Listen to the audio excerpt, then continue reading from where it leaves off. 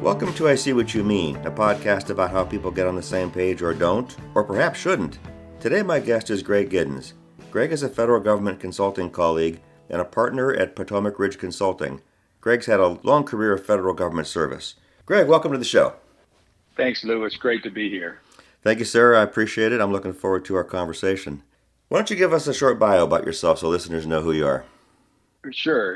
And Lou, again, it really is great to be with you and chat about this topic this morning. I had about 36 years in federal service across 4 different cabinet agencies, Department of Defense, Transportation, Homeland Security, and I spent the last 7 or so years at the Department of Veterans Affairs. And I started off as an electrical engineer. Actually, I started off as a co-op, as a student trainee. Wow. And then became an electrical engineer and moved into acquisition and program management, and then into change management, organizational management, procurement. Because a large part, when you look at really major acquisition programs, there's as much about change management as there is about technology or anything else. Very true. And so just moving through those 4 different agencies and got a lot of great experience, worked with some great leaders. And that's one of the things that I still remain impressed with is the leadership and really the federal workforce. It sometimes gets a bad rap because you'll hear, somebody's done something wrong, but it's the law of large numbers, right? The law of big numbers. Get a big group together, somebody's going to do something Sure. that's not appropriate.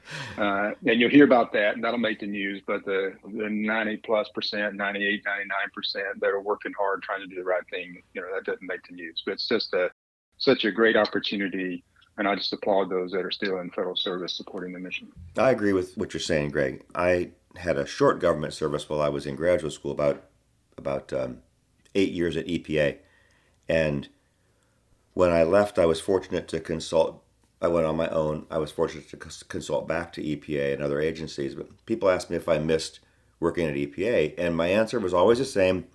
I didn't always miss the bureaucracy that we had to deal with, but I missed the people. Yeah. And but it is, I do miss the camaraderie of, really working hard on a noble mission and doing the business of government. I agree. And with your background both in subject matters that you worked in, trained as an engineer, program management, acquisition, change management, and then the 4 different departments, you had a wide range of experience. I did. I was very fortunate to get some opportunities to work in some different environments.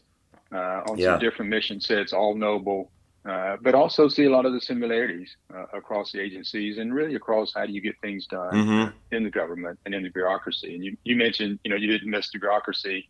That's the plus and a minus.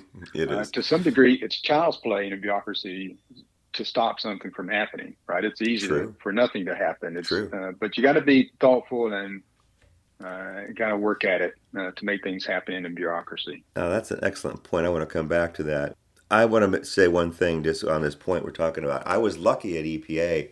For about a year or so, I was in the pesticide program. And then after that, I was fortunate to get a position in the administrator's office.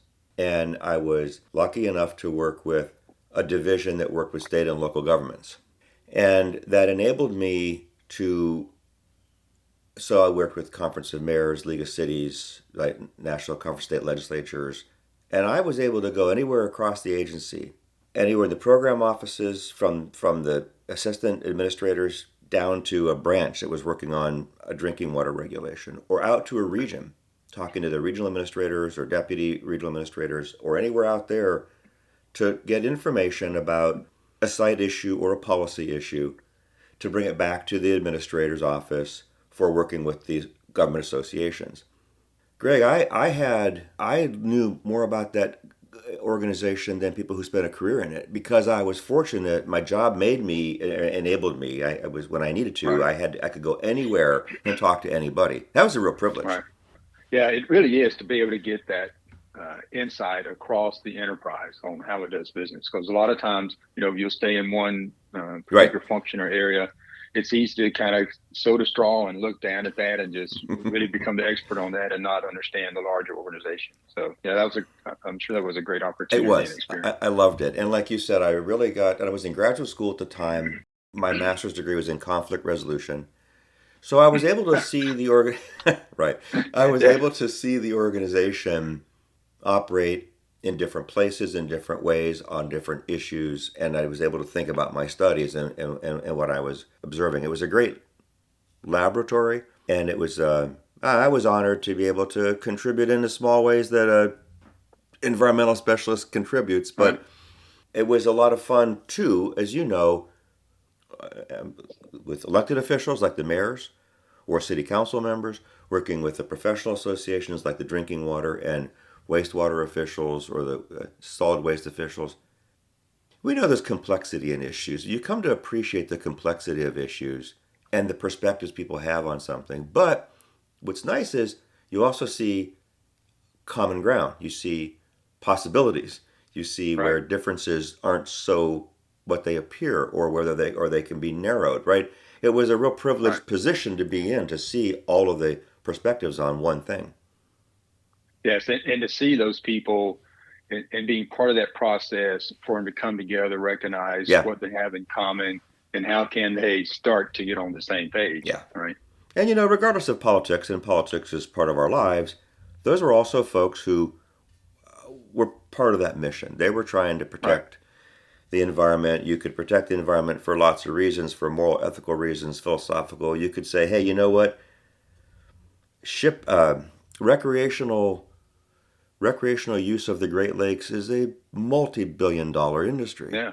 Don't Recreational boating is huge. Yeah. don't trash the water. Don't Right. destroy the resource and don't destroy the economic benefit we get from it. So Right. everybody had their own motivations, but it was nice to work with them, as you said, because the mission was let's just protect the environment. Well, Right. let's talk about something that's related to that. Then, Greg, let's tie it to what we talked about as we prepped. You talked about performance management as a framework for getting people on the same page, and what you and I are just talking about that we were fortunate enough to do in our your long, my short federal career has to do with achieving a mission, right? And that's performance. So tell us. I know you don't mean people hear performance management and they think HR, they think supervision, they No. think goals, objectives, and the semi-annual evaluation.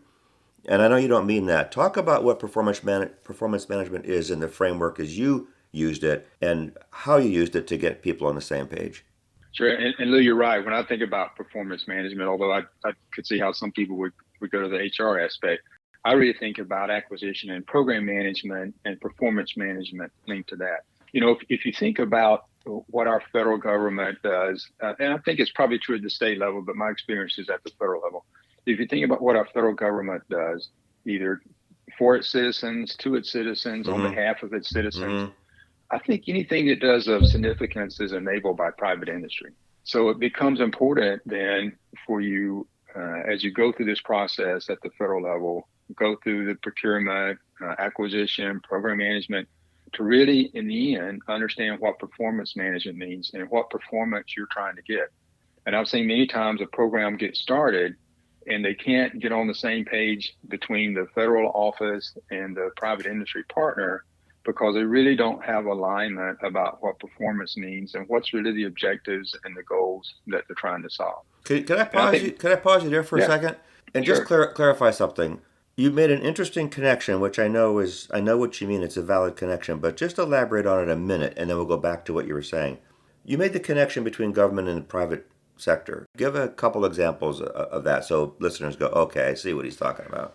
Uh, sure. If you think about even world events and what we're doing to supply and help support Ukraine, Mm-hmm. uh, those items that are being sent over, those weren't made by the federal government. Those Gotcha. were Right. made by private industry on behalf of the federal government. If you think about, I spent my last 7 years at the VA. If you think about VHA and all the medical centers and clinics it has, well, in those there's 100 thousands of different items. There's blood pressure cuffs. Well, those blood pressure Mm-hmm. cuffs Mm-hmm. come from industry and they're being used, right? I mean, so it's enabling throughout that whole Gotcha. process as the federal government delivers services. It makes a lot of sense. So the federal government has programs it establishes with intended beneficiaries, typically a citizen.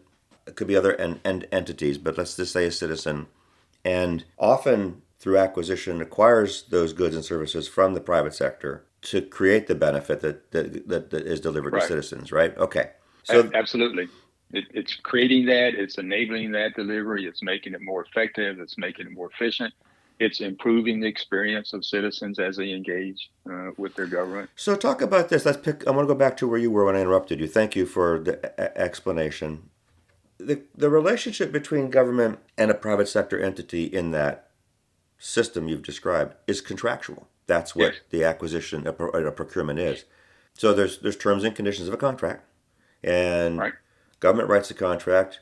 You know, I was on the industry side of that equation for a lot of years while you were still in government. So I was the one who was proposing to the right, government. We'd win an award. What we wrote in the proposal were sort of terms and conditions of the contract. We had to meet those. right. Tell me how performance management comes into that. So the way performance management comes in is it starts to take that contract and make it more of a partnership. Okay. Because Lou, I mean, I'm blessed. I'm married to a wonderful woman. She's been patient, supportive, and just a great partner for me. And you talked about the contract as a document. Well, you know, we have a marriage document, something that we filed that's a legal document. Right. But I'll tell you, this afternoon, I won't go to her and say, "How do you think our contractual relationship Right. is going?" Right? That's not really the focus Right. of how we relate to each other. Right. Right? Right. It's about a partnership. It's about a relationship. And through the process of the federal procurement Mm-hmm. activity, you do have a legal, a contract document that sets some terms and conditions. But once that gets awarded, that's really got to turn into a relationship and a partnership because now you're teamed together to help get a mission done. Mm-hmm. And one of the first things about performance management, and that should be happening right away, is at the kickoff meeting, go back to the touch points of what is the objective? What's the problem we're trying to solve? Right. What does success look like?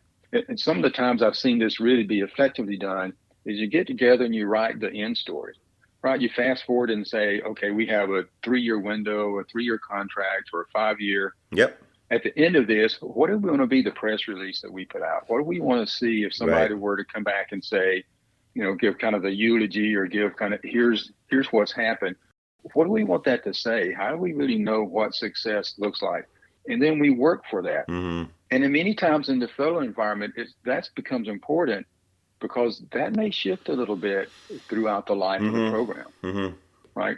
You have different political activities come in, leadership changes, budgets change, priorities change, and right, True. just change happens. True. So you need to make sure you can go back to that. And the first thing, really, that initial step in performance management, really that kickoff meeting.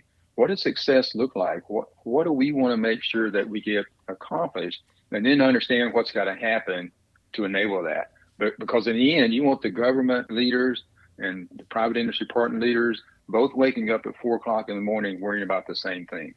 You You know, really want them on the same that's page. right. Exactly. You made a number of good points there, which I was jotting down. What does success look like?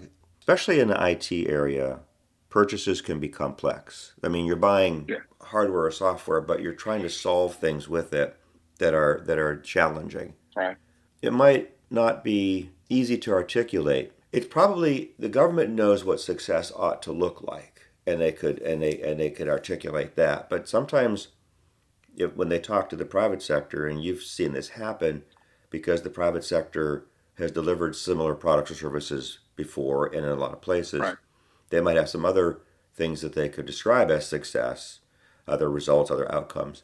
Maybe government officials are aware of, maybe not, maybe it's clear, maybe a little hazy. Sometimes, ironically, it might be in that kickoff. I say ironic because it's post award. It might be in right, that kickoff right. meeting where, if it's held the way you described, where the first really good conversation could happen about what does success look like. No, I agree with you. I think that's a point where you're past all now the contractual procurement activity, which is necessary to do. Yep. But now you're beyond that. So sit down and roll your sleeves up. And I love to do those in a room with a whiteboard and say, okay, Mm-hmm. what's the problem we're trying to solve? What do we want to be different because we're engaged in this activity? Mm-hmm. And have that as two people discussing it, not two kind of opposing forces Exactly. trying to, one, how cheap can I get this and how much profit can Exactly. I make? And by the way, the government gets it. Industry has to make a profit, right? I mean, that's not a bad thing, right? this morning, in fact, while we're chatting, I'm enjoying a cup of coffee. But that cup of coffee, well, I had to buy that coffee and had to. So people, I mean, the federal government, they get that industry has to make money. They want it to be reasonable. They want it to be Right. fair. They want to get the mission. They want to get the mission done. And that post award, a lot of times, really the first time you can have that meaningful discussion about the program and the requirements and what it means to the organization, what it means to the citizen, what it means to the mission of that organization, That might sound and really an unencumbered environment. true. That might sound odd to. It won't sound odd to people who understand government contracting. If you've been in the government or in a contract in a contracting in a consulting company, it might sound odd to listeners who have no experience with government contracting to think, wait, upon award is the first time you're really having this conversation. Other conversations can happen pre-award. The government's obligated to have those conversations. There's some constraints on how the government can have those conversations. It could have them in a very open forum where you Right, have any interested party at a meeting, and we could have these conversations. And right, some of the better pre-solicitation work does that, where government can say, here's a draft statement of work, or here's our objectives. Talk to us, industry, about what you know about this. Sometimes out of that can emerge some new ideas or some clarity that finds its way into a statement of work with maybe more clear objectives or more clear measures of success. Not all procurements go through a process where there's that kind of pre-solicitation conversation. right. Some do, some don't. But I'm a huge fan of those. I think industry engagement can really improve the probability of its success. Whether that's having a kind of a more larger industry day where the government's talking Right, to a lot of industry at one at a time, right, have some select one-on-one right. discussions, send out draft statements of objectives or Exactly. statements of work, get feedback from industry. What have you seen? Industry is Yeah, a leading practice yeah. in this area. What are the levers of performance and cost, in this industry? And I think those can be very important to help shape and define and hone the requirements so that you increase the ability to have through a document a shared understanding. But I still believe even if you're doing really great at that shared document of Yeah, understanding, yeah. there's nothing like being in the same room together There's nothing and like it. saying, And another okay, thing that happens, what does this really mean? another thing that happens is procurements can take some time, and certain conditions could change over that time. I might Right, have proposed something and 18 months later be at the kickoff, or 12 months right, later. That's not right. unheard of, especially It's for not larger. unreasonable. No, Yeah, for a large program of any complexity, from the time somebody really has a gleam in their eye of here's a problem that we got to solve or here's a need we have to go meet, it's not at all unusual. It may be 12, 15, 18, 20 months later before that contract is signed. That's a long time, it is. right? And It is. and the environment hasn't gone stagnant. Right, Those right, right, right, environmental factors right, have changed, right. priorities, but I mean, there's been a lot of change going on. So you really need to kind of go back and touch base and say, okay, where are we now, and what's really, some of the things that were most important about now may not be as important. Right. And the best time to do that is at the beginning. That's the kickoff of the Right. contracted work, which is the meeting you're talking about. But to be fair to government, I know a lot of industry conversations just within inside a company where they launched an effort, an activity, a task, a project, and objectives or outcomes weren't as clear as they should have been. This is kind of a Yes. human nature thing, so it's not a fault of Right. or a flaw of government. It's very much human nature, or very much organizations in general. Right. We Yeah, I think often, it's an organizational malaise, and it happens. I think large organizations, whether they're public or private, will tend to start to move out and not even be as clear about their objectives as I they have should. very common, even in Mark Foreman. Yes. Mark Yeah. Foreman and I had a conversation last week, and the episode will publish soon about OKRs, objectives and key Hmm. results. Right. And he's picking that up from venture capital investors who are changing the way they're asking for measures Right. to invest. And there was a time when a lot of even in the private sector, even when you're investing to make money, maybe investments were made a little bit more on aspirations than real Yes. clear outcomes. And so the push is no, no, no. Let's get clear on the outcomes, Because if we're at point A and the outcome's at point B, we need to think about the path. And I like the word you used, the levers. What do we pull? What are the mechanisms that are going to get us from here to there? That's not always clear in any in endeavors, whether they're public sector or private sector. I think it's very important for the contract between the government and an industry partner to be looked at as a means to an end. Right. Yes, it's a contract. Yes, we have to abide by it or change it if it needs to be changed officially properly. But we can't forget it's a means to an end. It is the means to the end of solving a problem that government has. Yes. Right. That's where that's where the conversation should change. So pick it up there. Exactly. That's perspective that everybody needs to have. And I've talked to some, and I've worked the technical side, the program management side, the procurement side, and it's odd how in doing that you hear how the other organization you've been involved in is talked about, right? Mm-hmm. Well, they don't get it. They don't understand where and all they care about is then. It's like, oh, I just wish we could just kind of move people for a month or two and let them walk a mile in somebody else's shoes. Yeah. Because I tell you, procurement people, they want the mission to be successful just as much as program people. Yes, they do. And program people don't want to do anything that's breaking the law and the regulations of the land. They don't, right? Everybody's and play by the rules. Right. You want to play by the rules. But we sometimes can't quite come together to really understand that. And I think part of it is really the clarity about what is the ends we're trying to achieve.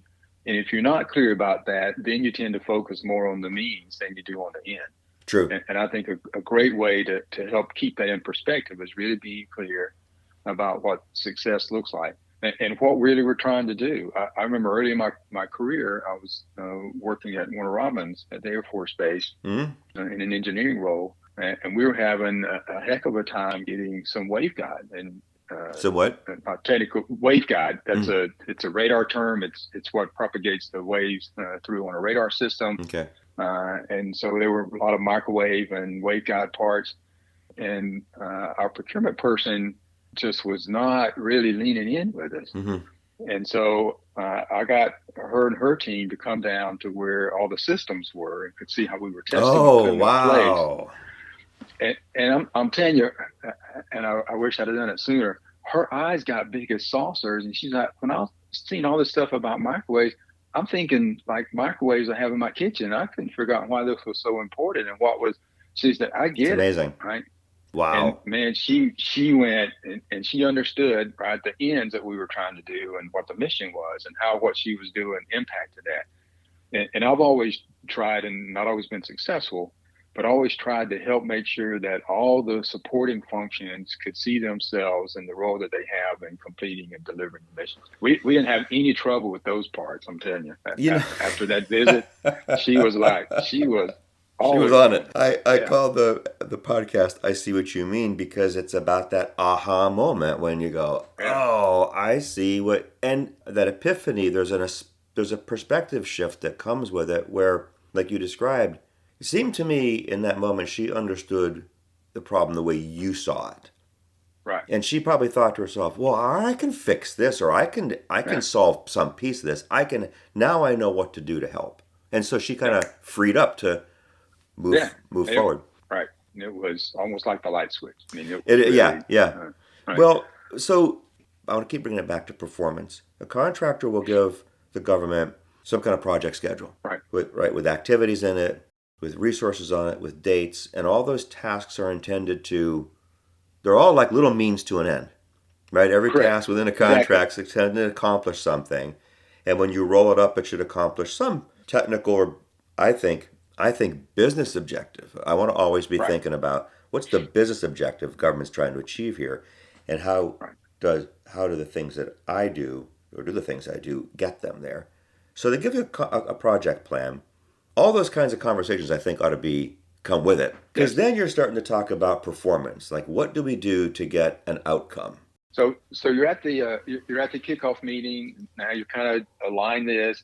There is still, maybe you can think about it more as the transactional part of performance management. Okay. Where there are tasks, there's activities, there's things that need to get done. Right. And that's really, planning is important. And I know your plan doesn't always turn out exactly. Right. In fact, most cases it won't. But you'll learn a lot by the planning. You'll understand the interdependencies and you'll understand the priorities and which tasks are really on the critical path and which aren't. Because Lou, I found that if you're really trying to do anything of significance, anything of difficulty, it's not going to go well all the time. Right. I remember when I was managing portfolios of large programs and had program leaders come in and do reviews with me.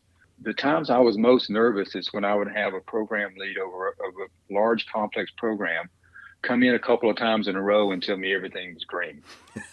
I would really, that just made me nervous because Rightfully so. My experience has just never been that everything is always green for any length of time. And every now and then you'll get lucky and things will line up and be green in a review. But for that to happen back to back, and so I would usually say, well, hey, we need to do a deep dive. Let's take some time next week and spend like half a day or spend because there's something going on, right? It's just things don't always go well. And you need to understand what needs to happen so that if things start to get off tracks, you can recognize that early and then take appropriate action early on to then start nudging things to get them back on track. And you may find that some of those tasks that aren't on the critical path, maybe you're going to minimize those and you're not going to put as much resource on those. You're going to move some resources around. Right. But you won't even have the insight to do that if you don't start with a plan that supports what you're trying to achieve. And then you can make adjustments as you go forward. But it is that, in some organizations call it program control and it's called different things. But it's really that the transactional aspect of really now managing. You have an integrated master schedule. You've got an integrated master plan. That's right. Now you got to work this through. And most of the times I've found there's ownership on that schedule and plan for both the federal government and private industry, right? Yeah. And I've tried to, on my side, make sure I'm not too quick if the contractor, my industry partner gets late on something or gets behind or something happens, right? If they stumble, our reaction on the federal side needs to be to stop and bend down, send a hand down, help pick them up, dust them off, and let's get back going because it may be us the next week, right? We may be late in doing the review or delivering something or getting, right? Good point. Let's get back to that sense of partnership and us both managing the performance so that we get to the end state that we all agree this is what success looks like and this is how we're going to measure that success as we move forward. So a good product, or let's say a good output from the kickoff meeting, somebody should write down what definition of success looked like. Yes. If one of the next things, sometimes a contractor could come to the kickoff meeting with a provisional project plan. That could be significantly updated at that point. Then that project plan, which let's just say captures those transactions, those tasks and activities, should have in it not just the points in time, right? It's temporal, so we know there's milestones. We know where we deliver when we deliver something. Should also have points in it when they can sit down and talk about results or progress toward results. And so that project plan could be a great device or tool as a performance management device, a performance management tool. Absolutely. It helps you stay on the same page that you started on. And it's really then a degree of transparency. Right. Between the federal government and their industry partner. And it helps you as you move forward to understand where are the right points to do an assessment, when do we need to do a checkpoint. And it helps you kind of structure how those happen, right? Because you don't want the leader on either side, whether it's the federal side or private industry. Right. You don't want the top leadership meeting with the same regularity on the issues and items that you are people on the front line. Right. You want the people on the front lines meeting that with a lot of regularity so that they're working the issues. And really, you want the leadership working the issues that bubble up to them. Right. When I started working some in the VA and VHA and even in our private lives around healthcare, doctors don't give shots. Right. We remember taking our kids in to the pediatrician. It wasn't. Well, they don't give shots because somebody else can, right? And that's part of what we have to recognize in performance management, that there are several roles that people have, and you need to make sure that you have appropriate decision authority delegated down to address those issues so they don't just start backing up and then all of a sudden there's an avalanche of things that have to be dealt with. Because then that's in nobody's best interest, the government, industry, or the mission, right? So it's putting that right structure, governance, decision-making, on really how things move forward. And a lot of times you'll have escalation clauses where the government and the Yeah. industry work together and say, okay, we're going to give the team 3 days to resolve issues. And if they can't resolve it in 3 days, they need to elevate it, or Right. 5 days, or what, right? Right. Right. But really, but clarity, so that everybody really feels like they're working to the same set of ground rules so that they can move forward. So let me, something comes to mind there. We were talking, and another truism about organizations is people try to stay out of trouble. People protect themselves from getting in trouble because, I don't mean legal, I just things like we're Right, talking about. Things go wrong with right. projects. So many things have to go right, and no one person is usually in charge of all the things that have to go right. It makes That's it true. it makes it hard. It makes it hard to take too many risk. Risk seems like too strong a word. It's a risk averse environment because so much can go wrong. You want to be extra careful. I know. I could imagine the conversations that you and I are having. I've been a part of. I've heard people have at a contract level, a task or a contract level. But you spent later parts of your career way up the org chart, where you were Right, over whole operations, thousands of people spread across the country, maybe spread across the world. right. Now, you could espouse the principles and the values then that we're talking about now, and they could hear you. How did you translate that into, how did you help them translate that into action so that they weren't just so cautious that they heard what you said, but they didn't really enact it because it seemed risky? Right. So one thing that I would do is share stories about Mm, times when I was working programs and things, didn't go well, and how my leadership responded. Most of the times positively, but not always. So, sharing with them some stories that, hey, I get it. Things aren't going to always go well. And your tendency may be to beat your head against the wall to try to solve it. But at some point, let me help with things I can help with. And really starting to take things off the table about it. If you make a reasonable decision that goes the yeah, wrong way, yeah.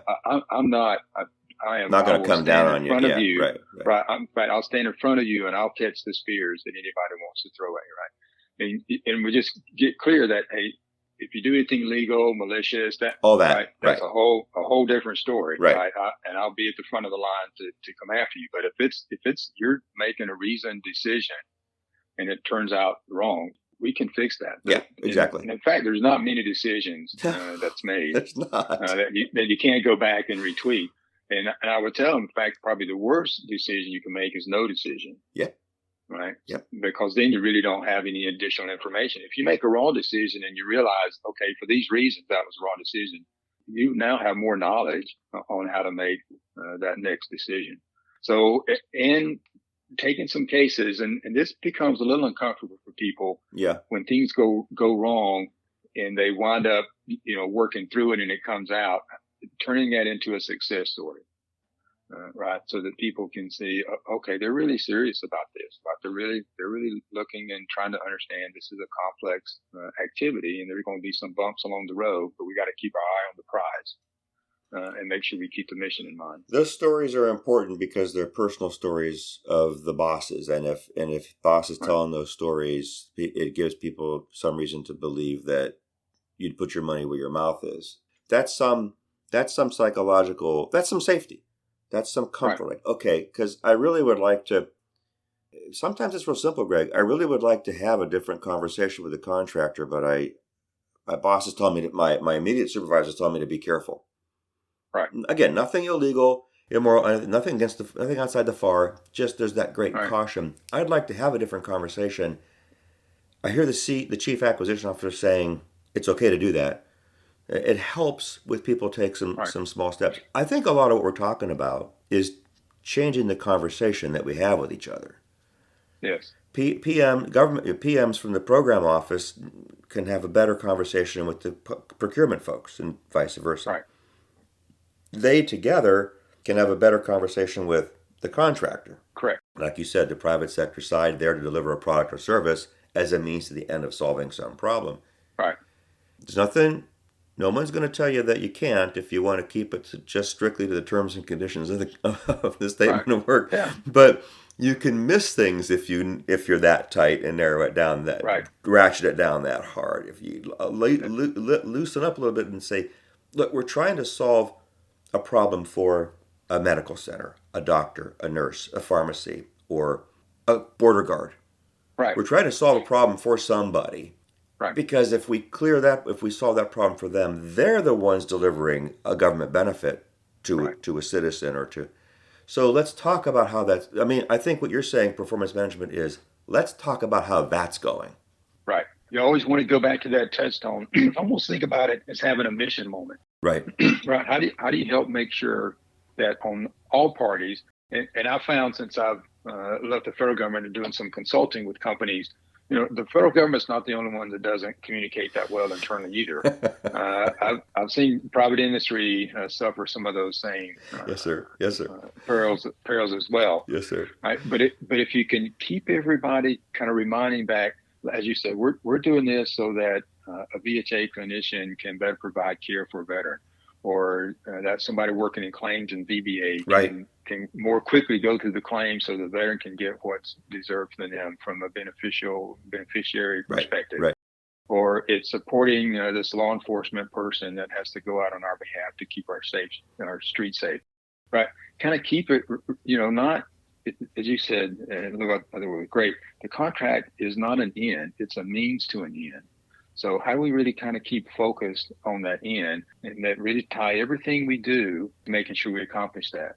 And I'm not saying you throw out the contract, that it doesn't apply. No. It applies. It's a legal document, and but there's still, and depending on how you want to read the FAR, you've got a lot of flexibility or you have no flexibility, right? The people that are really successful read the FAR and say, the FAR talks about what's in the best interest of the government and the things it's trying to get done.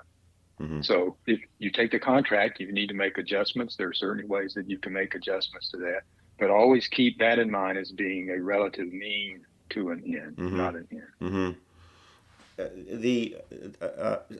Tell me your experiences from the contracting side, especially as a senior acquisition official, of the government's ability to or desire to be clear on business objectives. The truth of the matter is, there's a solicitation, and in it there's a section C, right? And it spells out the technical requirements. And there's so much focus on that, and I'm not saying that shouldn't be, but there's so much focus on that. And then the evaluation criteria that I would write to, right? When they were good, they were telling me how my proposal would be evaluated against how well I would accomplish the technical requirements and sometimes the management requirement. They often stopped short, Greg, of language that felt or sounded like, and therefore we're going to accomplish these business objectives. One time I read a solicitation, that was crystal clear on business objectives, and it was a thing of beauty, right? It really was. In Section C, in subsections of it, but every time it had a group of requirements that was a subsection in Section C, it opened up that section by saying, here's what we're trying to accomplish. I'm like, wow, that's amazing, because I was able to write a proposal that said, and then I got with my technical guys. Right. Said, we're not just going to give them back the 3 steps to this or the 4 parts of that. That's bullshit. We're going to tell them how we'll do those things to accomplish that business objective they said they had. And then, Greg, as we rolled those up to the whole Section C, it sort of cascaded. It rolled up to accomplishing the broader business objective of the statement of work. That was a rare instance, Greg. It is rare, and it's special when it happens, right? When the government can really clarify what the objectives are, and not just give kind of a statement of work to say, contractor, I want to hire you to do this work that I've already figured out is what all I need to be done so that I can meet my objective, right? That's not, usually the government doesn't have that right in the statement of work. And there's times that the vendor will go through and do everything exactly according to the statement of work, but the government doesn't actually get the mission success that they're after. I think it's part of the government's efforts to do good requirements definition, and that sometimes gets pressed and gets hurried. And it's one of the things where I think that sometimes people never have the time to do it right, but they'll have time to do it over.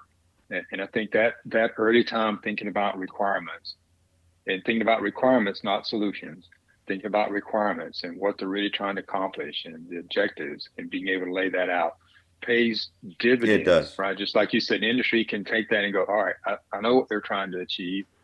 And they said do it with big desktops. Laptops may be a better way to, right? And that Right. gives the industry to get those innovative Right. ideas Right. that can really support the mission. Okay, so we talked about performance management as a framework for the way I'm thinking of it, Greg, is we're sort of lining up means and ends of different kinds, technical Right. activities to accomplish requirements, but we keep in mind that's like I always think of the near sight. If you fire a rifle, you can look just at the near sight. I wouldn't recommend Right. it, but you could look at the far sight on the end of the barrel. You ought to be looking at the Right. target. So what we're talking about performance Right. management being is the way we line up means and ends to accomplish Correct.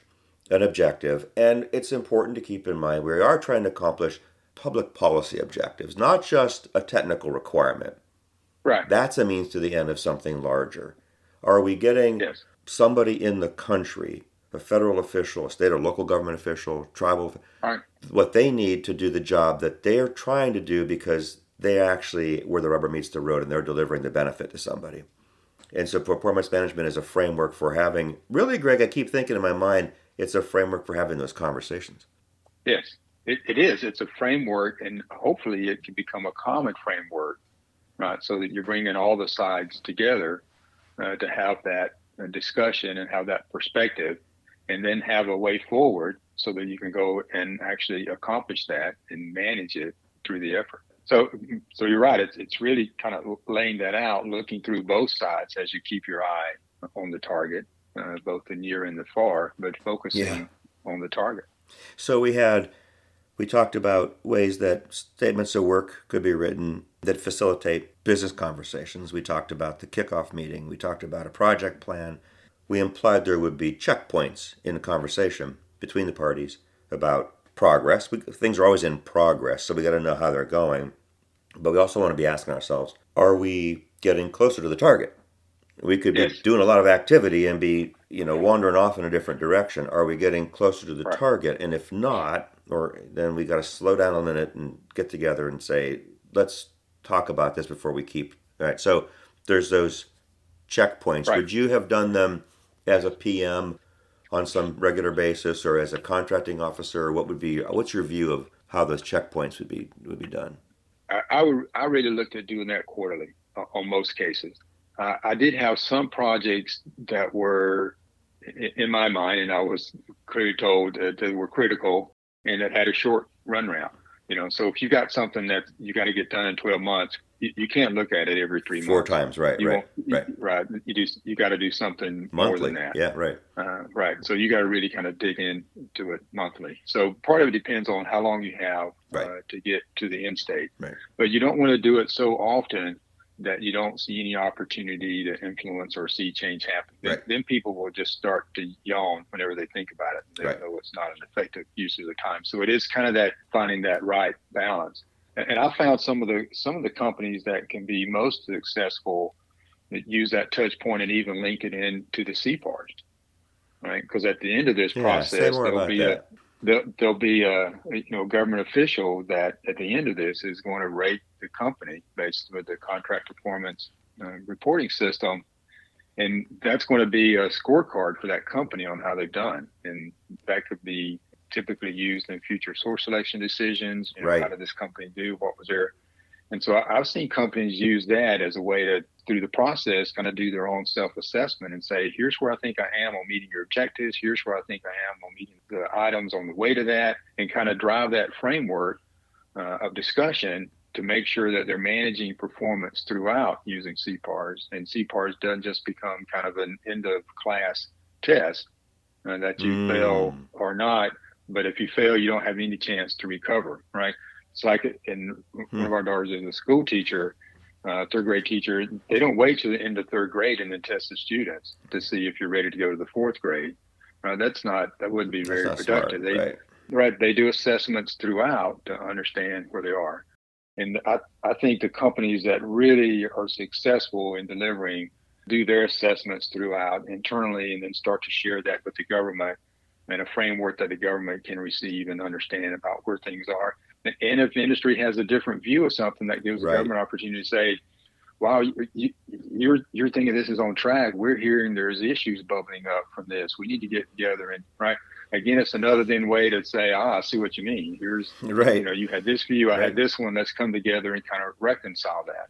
I think that's a brilliant idea. Some of these things look risky at first, but when you think about them, you go, no, that's smart. Because if they do that, if they do a self assessment and share it with the government, what's going Right. well, what's not, because it's always going to be what's going well, what's not, what's the plan for fixing some things. Spot on. Yep. That's it. Not complicated. No, and it's not really risky because what you're trying to do is we're changing the conversation. Exactly. You're changing the conversation. And you will find some places you may differ, but That's wouldn't right. you want to know about that during the period of Yes, performance, not yes, wait to the end? yes. If you share some information and happen to see things similarly, you're just fortunate. I think knowing that you see things differently is really where the value is in the conversation. Yes. Right. That's where you'll pull some information out and you can really work together and really build that relationship of Yes, trust and respect. that's a good point. Right. That's a good point. It is not just about project management type activities meeting a technical requirement. It's a relationship Right. of trust and respect. And I think the vast majority of companies that engage in supporting and working with the federal government, and I think it's close to 100%, but not Mm-hmm. most things aren't 100%. But the vast majority, they have an appreciation for the mission, and Yes, they've yes, worked to understand the mission, yes, and they want the organization to be yes, successful. Right? yes. There, again, they've got shareholders at the public, or they got employees to All that. pay. I mean, Sure, but sure. they still they've got an interest in the mission, so they want it to be successful, and they like to know that if they're thinking things are going great and they're not, they Well, want to know that so they can start to rectify that. here's I think there's how. more risk in not having Yeah, there that is discussion than there is in having that discussion. by far because you're not going to get away from it. And like you said, what's going to happen is you're not going to have the discussion till the end, and then it won't matter. Right, So it's I too late always to do think that. it's. I always think of it this way: any two people, let alone a larger team, sees certain things in a situation. We see different things in a situation, especially if you're the engineer on a project or you're responsible for the budget or some research. You have a different job or role. You see different things in the situation. We would size them up differently. It's just Right, we should size them up the way something right, makes sense to us. We would think of we would have maybe a preference for what we ought to do as a means to some end. Each individual on a team could go through a thought process like that. Well, there would be around the team, there'd be some commonalities and there'd be some differences. If you literally have that conversation, so you can surface all that, first of all, people could go to realize, wow, we're on the same page about quite a lot. yeah, That's just good to know because sometimes we see past that. We got our heads down, we're busy. Like you said, sometimes we're focused on the problems. We forget some of the good things. right, Second thing is when you give yourself an opportunity to say, "Geez, Greg, I didn't see it that way. Tell me more about what you're seeing in that situation." Or you say to me, "Tell me more about what I'm seeing in that situation." To me, we are trying to build the same page. We're on our yes, different pages where we have to work from. right, We're trying to create a same page to get on by some shared knowledge and shared understanding of what it means. exactly, When teams do that, project team on the government side, project team on the contractor side, the two together, I think they're setting themselves up for greater success because they're on the same page with what they're seeing, what they think it means, what they'll do about it, right? yes, Because there's going to be yep, some plan of absolutely, action. And then what the objective or the outcome of that is. And then, Greg, if we sit down and check with each other in 2 weeks, 4 weeks, how did it go? We're continuing the conversation that keeps feeding new, like you said before, feeding new information back into the conversation. right, exactly. And that becomes incredibly powerful, right? And that's the virtuous cycle that really successful programs get into. It also gives the industry, you mentioned, Lou, about, we tend to focus on the problems, not the good things. Having these discussions and industry doing, a self-assessment, and it's got to be an honest look, right? If you're industry and you got an issue here, point that out, right? Because if you don't, the government knows about it, and then they're going to wonder, So do you know you got an issue and you're just Right. not going to tell me, Right. or do you really Yeah. don't know what's Right. going on? Right? Which is Either worse. one of those is bad. Yeah, which is worse? I'm not sure, but they're both bad. You're right. But it also gives the industry an opportunity to say, hey, over the last 6 months, we met all our deliveries. And you may remember our delivery to the East Coast. We did that in spite of the hurricane that came through, and we did that by doing X, Y, and Z. Because many times that's lost on the government, right? They'll see that you delivered, and it won't really connect in them. You Sure. had impacts and mitigations and things you had to Sure. do over and above, Sure. which becomes really important and for industry to have the government recognize what they're doing over and above to deliver Sure. more than just kind of the pure stuff that's on the contract. So it really allows you to open up and have the discussion, not about just about some of the issues and get on the same page with those, but get on the same page on some of the successes and things that industry is really doing behind the scenes that the government may not know about to really impact and improve their performance. Good point. Yeah, that's a good point. I have a definition of getting on the same page that I use. I try to make it a very working definition, and it's just simply agreeing enough to take the next step together. Uh-huh. And I think that leaves some things out that probably should be included, but I was trying to boil it down, Greg, to what would be.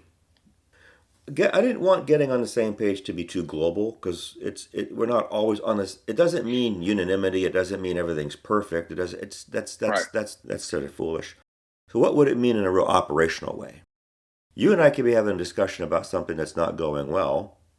Fair enough. We could come out of it with a plan of what we're going to do. If we were agreeing enough to take the next step together, we went and did it and came back to talk about what the result was. There's something very valuable about that conversation, and to me, in a way, it puts us and keeps us on the same page with something. I could still be frustrated with you. You could still be frustrated with the company, but Right. we might be able to stay on the same page of recognizing something jointly, planning what to do, what ought to be done, trying it, checking it. Right. If we keep going through a conversation like that, I think we could probably roll through whole tasks and activities under a contract. Yeah, well, Lou, I like the way you phrase that about coming to agreement enough to take the next steps together, because it will get you out of that cycle of frustration, right? If you do Mm-hmm. have an issue and you start to get frustrated with each other and get bogged down, and you're not taking any action, all you're doing is being frustrated with each other. That'll fester and build, while at the same time you're really not moving the program forward. I really like that perspective of coming together, working through it and saying, okay, we may not know what the next 100 things are that we need to do, but Right. what's the next 2 or 3 things to do? All right, let's map those out. Let's get together next week or the week after, make sure we're on track with those, and then see what's kind of the next steps. And then as you do that, I think your vision gets a little better about what to It plan and what does. to do for the longer term. It does. And you're taking action. And I think humans by our nature, we're kind of problem solvers, Mm-hmm. right? And so I think that gives a release for some of that frustration, and you put it toward, okay, I want to take these actions to see a little bit of success, a little more success, a little more positive movement. And then you kind of build things back. So, I mean, I think the same page of relating that to being in agreement enough to take some next steps is really positive. Well, and as you were saying that, I also circled on the paper where I was taking some notes something you said before. It ought to also build trust. Yes, Doing that right. That ought to. starts to build trust, right? Let's cover And we one. don't always have to agree when we No, first come together. no, And we we may don't. not always agree when we start to part, but we should have some things we can agree on and what some next steps are. And I think you captured that well. One of the questions I like to ask is what happens if we can't get on the same page? Because getting on the same page isn't always the outcome that's accomplished, or maybe sometimes shouldn't be. But so, what's your just a general reaction to the question? What happens if we can't get on the same page in this business we're talking about, performance management? So I think if you come together and you both sides earnestly and openly try to come together and work through whatever this issue is, and you really can't get on the same page, I think the first question is there an escalation path that we both can go to, Mm-hmm. right? Sometimes that can be some arbitration. Sometimes it can be going to the next level of leadership. Maybe Right, now right, this issue goes right, to the secretary right, on our side, and maybe goes to the CEO or to the board on the right, company side right. to see if they can come together. Now, if in the end, even through that, you have to find a way then to shake hands and part. Yeah. And I think it's important to recognize that you can have disagreements that in the end may not get resolved, but you can still shake hands and part. Yeah. Right? It still does not have to be filled with animosity toward each other.